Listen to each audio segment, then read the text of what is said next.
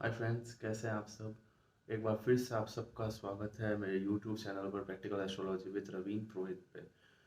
Friends, अपन एक जन्म कुंडली जो होती है उसके हाउसेस के बारे में डिस्कस कर रहे थे, राइट। आप लोगों को जैसा कि पता है और मैंने आप लोगों को बताया हुआ भी है दैट 12 हाउसेस होते हैं एक जन्म कुंडली के। ऑलराइट। तो फर्स्ट हाउस से लेके 8 हाउसेस, 8th हाउस जो है, 8 भाव जन्म कुंडली के कह दीजिए या 8 घर कह दीजिए जन्म कुंडली के, वो अपन डिस्कस कर चुके हैं। अगर कोई नए व्यूअर्स हैं मेरे चैनल पे तो पुराने जो वीडियोस हैं वो जाके उन पे जो अपना हमारा डिस्कशन है वो चेक कर सकते हैं। ऑलराइट। आज हम नया टॉपिक स्टार्ट करने वाले हैं। 9th house, right. 9th house, एक जन्म कुंडली का 9th हाउस, उसके बारे में आज अपन डिस्कस करेंगे। बट हर बार की तरह एक बार फिर आप सबसे रिक्वेस्ट है दैट प्लीज़ लाइक कीजिएगा मेरे वीडियो को, जितना ज़्यादा हो सके शेयर कीजिएगा मेरे वीडियो को। कमेंट करना ना भूलिएगा, कमेंट करके बताइएगा कैसा लगा मुझे आपको आज का मेरा ये जो वीडियो है। एंड प्लीज़ प्लीज़ सब्सक्राइब कीजिएगा मेरे यूट्यूब चैनल को। पास में जो बेल आइकन है उसे दबाना ना भूलिए, बिकॉज ऑफ दैट जब भी मैं वीडियो अपलोड करूँगा हाथों हाथ आपके पास नोटिफिकेशन आ जाएगा। ऑलराइट। तो बिना कोई देरी के स्टार्ट करते हैं आज का अपना जो टॉपिक है, नया टॉपिक है। आप कभी ऐसा आप लोगों ने नोटिस किया है दैट आप लोगों को बहुत ज़्यादा हार्ड वर्क करना पड़ता है, या आप खुद पे ना लेके कोई ऐसे एग्जांपल्स जो है उन्हें नोटिस कीजिए दैट कोई एक पर्सन ए है और एक पर्सन बी है। पर्सन ए जो है उनका जी तोड़ वो मेहनत करता है, सुबह शाम दिन रात मेहनत करता है। लेकिन पर्सन बी जो है वो कम मेहनत में ज़्यादा उसका मतलब फ़ायदा रहता है, ज़्यादा उसके सारी चीज़ें सही रहती है। आपकी आंखों के सामने ये सब होता है। आप लाइव, आपके कितने ही आपने लाइफ में एग्जाम्पल्स देखे होंगे दैट कड़ी मेहनत के बावजूद फल जो है, कड़े परिश्रम के बावजूद फल नहीं मिलता है। लेकिन जो कम परिश्रम में कोई कोई लोगों को अच्छे जो फलों की प्राप्ति होती है। कई जगह ऐसी चीज़ें देखी जाती है। ये सारी चीज़ें सब घूम फिरा के एक ही टॉपिक पे आती है, वो होता है भाग्य। एक जातक का भाग्य कितना उनके साथ देता है और कितना नहीं देता है। तो आज का जो अपना 9th हाउस है, ऑलराइट, ये जो 9th हाउस है जन्म कुंडली का, ये इसी चीज से रिलेट करता है दैट जातक के भाग्य कितने प्रबल हैं। सबसे इम्पोर्टेंट भाग्य भाव कह दीजिए इसे। आपके भाग्य कितना आपका साथ देंगे, कितना आपका साथ नहीं देंगे, कहाँ कहाँ और कब कब आपके भाग्य आपका साथ देंगे। ऑलराइट। तो ये सारी चीज़ें कहीं कहीं इस तरह से आप नहीं देखते हैं दैट अगर सिर्फ और सिर्फ परिश्रम करने से ही जहाँ तक अमीर होता या उसके पास धन दौलत होती, सिर्फ और सिर्फ परिश्रम करने से ही, तो आज कोई ये जो किसान होते हैं, मजदूर कारीगर जो होते हैं, आज क्या ये सब करोड़पति नहीं होते, राइट।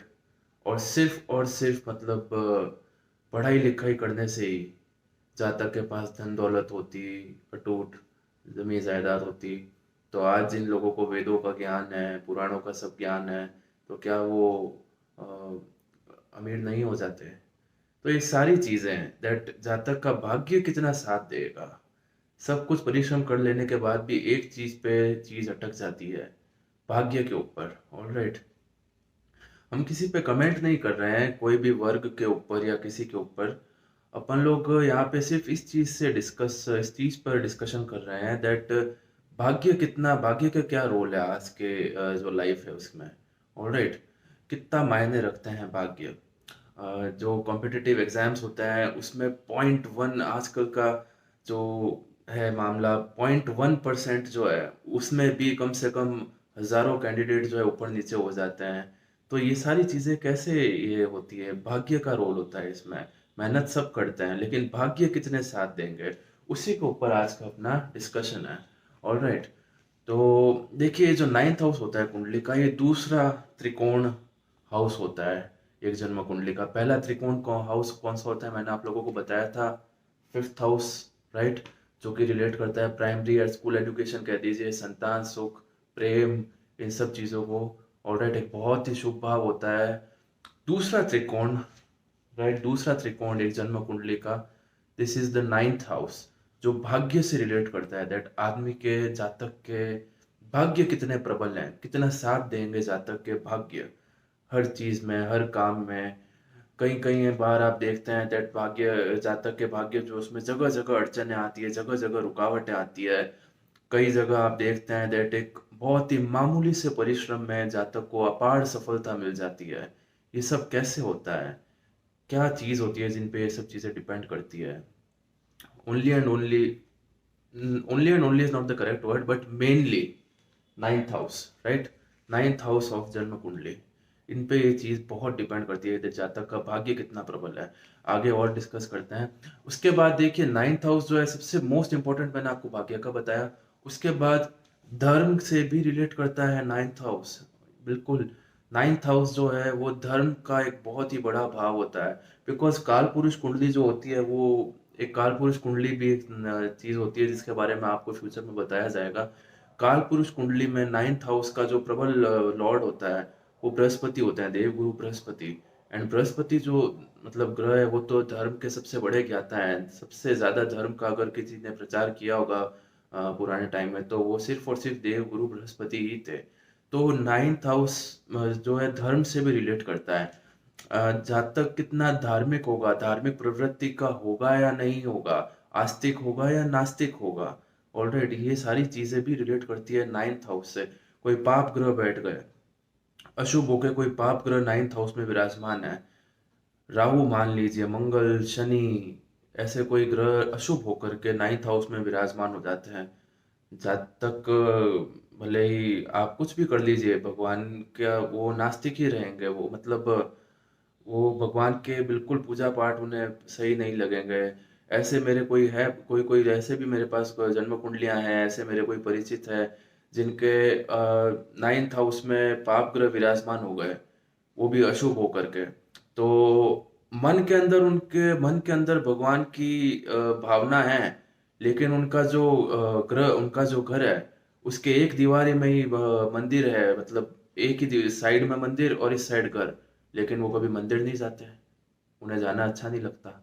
मन में जरूर भावना है, बट सामने वो धार्मिक को अपनी प्रवृत्ति को नहीं दिखाएंगे। ये चीजें कौन चीजें रोकती है, मतलब ये सारी चीजें नाइन्थ हाउस से रिलेट करता है। कौन रोकता है इन लोगों को? पाप ग्रहों का दृष्टि पड़ना नाइन्थ हाउस पे, या पाप प्रभाव पड़ना, राइट, या कोई पाप अशुभ ग्रह जो होते हैं वो उनका विराजमान हो जाना नाइन्थ हाउस में, ये चीजें इन्हें रोकती है धार्मिक प्रवृत्ति का होने से। इसी तरह कोई शुभ ग्रह और नैसर्गिक शुभ ग्रह जो होते हैं शुभ होकर के नाइन्थ हाउस में विराजमान हो जाए, देवगुरु बृहस्पति मान लीजिए, बुध मान लीजिए, शुक्र मान लीजिए, या कोई शुभ नक्षत्र में, शुभ ग्रह के नक्षत्र में होकर के पाप ग्रह भी अगर विराजमान हो जाए नाइन्थ हाउस में, तो जातिक धार्मिक प्रवृत्ति, जातक जो है वो धार्मिक धार्मिक प्रवृत्ति का होता है, ऑलराइट। उनका नित्य पूजा पाठ जो उसमें उनका मन लगा रहेगा, भगवान के प्रति उनकी आस्था रहेगी, ऑलराइट। ये भी एक चीज होती है। उसके बाद मैंने आप लोगों को बताया था दैट प्राइमरी एजुकेशन और हायर एजुकेशन में क्या डिफरेंस होता है, ऑलराइट। मैंने आपको बताया था दैट फिफ्थ हाउस जो है वो प्राइमरी एजुकेशन के होता है, फोर्थ हाउस जो होता है वो हायर एजुकेशन के होता है।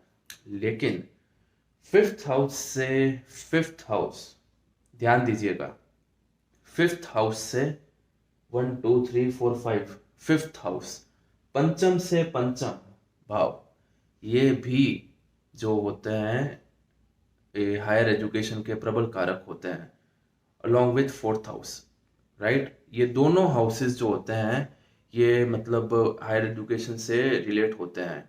अगर किसी के नाइन्थ हाउस का लॉर्ड पावरफुल हो जाए तो उन्हें भी हायर एजुकेशन बहुत ही अच्छी प्राप्त होगी, राइट। और रिलेशंस के ऊपर बात करें तो अ, मतलब जातक के जो, इसमें ये चीज भी कभी लिखी गई है, कोई कोई ज्योतिषी ग्रंथों में ये चीज लिखी गई है दैट जो जातक के पूर्वज हैं उसने जातक का मतलब जातक को कितना आशीर्वाद उनका प्राप्त हुआ है, ये भी नाइन्थ हाउस से ही कैलकुलेट किया जाता है, ऑलराइट।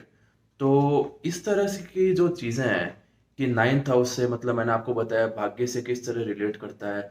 अब देखिए मान लीजिए दैट किसी के नाइन्थ हाउस में कोई लगन के दुश्मन और मारक ग्रह जो है वो विराजमान हो गए, राइट।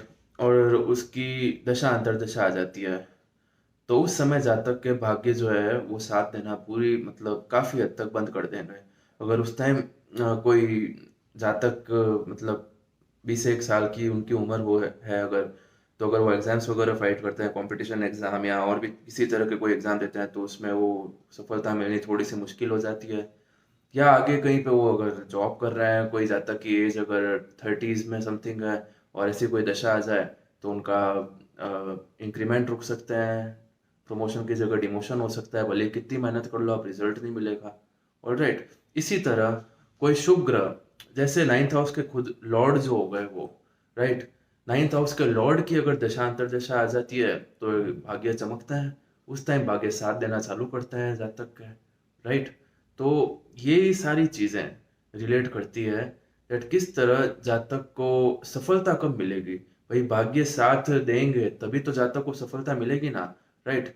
अच्छा, नाइन्थ हाउस के जो लॉर्ड हो गए, वो अगर कुंडली में उच्च राशि में कहीं विराजमान हो जाए, या पावर में हो जाए, या फर्स्ट हाउस के नक्षत्र में वो प्लेस्ड हो जाए, या कोई और अन्य शुभ ग्रह के नक्षत्र में प्लेस्ड हो जाते हैं, राइट, या खुद के अपने हाउस को देख लेते हैं, ऑलराइट, तो भी जातक के जिंदगी भर, यस, दशा आने पे तो स्पेशली होगा ही होगा उसकी दशा अंतर्दशा नाइन्थ हाउस के लॉर्ड की, बट जिंदगी भर जातक के भाग्य साथ देते रहेंगे, राइट।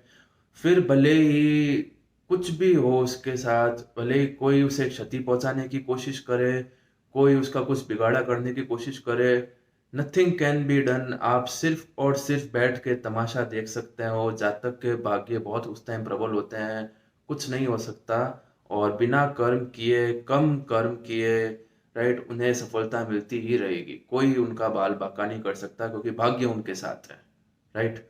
और एट द सेम टाइम मैंने आपको समझाया दैट आप भले ही कहीं पे भी, आप हिमालय भी चढ़ जाइए, अगर आप एवरेस्ट पे चढ़ जाइए, माउंट एवरेस्ट पे, भाग्य ने आपका साथ नहीं दिया, तो एवरेस्ट के एंड पे चढ़ते चढ़ते आपको एकदम से सांस लेने में प्रॉब्लम हो सकती है और आपको वापस नीचे उतरना पड़ेगा।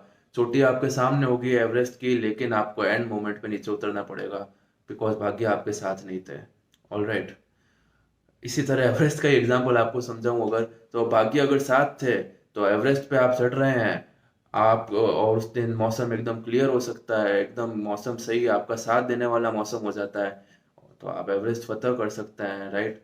तो इस तरह की चीजें, दैट कोई कोई कैसे कंडीशंस आपके लिए फेवरेबल बन जाती है और कैसे उसी तरह कंडीशंस आपके लिए अनफेवरेबल बन जाती है। इंटरव्यू कॉल आ गया कहीं से, इंटरव्यू कॉल आ गया, और आपकी पूरी तैयारी है, राइट, पूरी तैयारी है आपकी, और अगले दिन आप वहाँ पे जाते हैं, आपका इंटरव्यू अच्छा होता है, अच्छा फेस किया आपने इंटरव्यू, और 3 4 दिन में रिजल्ट आता है, आपका सिलेक्शन नहीं हुआ। सिलेक्शन उसका हुआ जिसने कम तैयारी की थी, लेकिन उनकी कहीं से सिफारिश लग गई, अप्रोच लग गई, उनका सिलेक्शन हो गया। तो यहाँ पे क्या चीज साथ दी, किसने साथ दिया? भाग्य ने उस जातक का, आपके साथ भाग्य नहीं थे, राइट। इसी तरह मतलब ये चीज आप समझने की कोशिश करिए दैट भाग्य कितना इंपॉर्टेंट है आज की तारीख में, alright, specially in a country like India, right, जहाँ पे सब कुछ भाग्य पर ही निर्भर है। हार्डवर्क की इतनी यहाँ पे वैल्यू नहीं है जितनी भाग्य की होती है, राइट। तो आज मैंने आपको समझाया नाइन्थ हाउस के बारे में। अब मैं नेक्स्ट वीडियो में आपको एक प्रैक्टिकल अगेन एनालिसिस करेंगे एक जन्म कुंडली का, नाइन्थ हाउस से रिलेटेड उसकी जो एनालिसिस है वो ओपन करेंगे। नाइन्थ हाउस के बारे में मैंने आपको बताया, राइट। हायर एजुकेशन का भी मैंने आपको बताया, कुछ हद तक रिलेट करता है। उसके बाद भाग्य का तो मेन जो है वो है ही, है इसके नाइन्थ हाउस के लॉर्ड को ही भाग्येश कहते हैं, राइट। एंड उसके बाद मैंने आपको धर्म का, किस तरह धर्म से भी रिलेट करता है, मैंने आपको बताया। आज के वीडियो में इतना ही, नेक्स्ट वीडियो में मिलेंगे। आशा करता हूँ आप लोगों को मेरा वीडियो पसंद आया होगा। अगर आपको किसी तरह की कोई चीज़ समझने में प्रॉब्लम हो रही है या कोई चीज़ समझ नहीं आ रही है, तो आप लोग बेझिझक कमेंट सेक्शन में मुझसे पूछ सकते हैं, 100% आपको मैं आंसर दूंगा। Alright, thank you so much.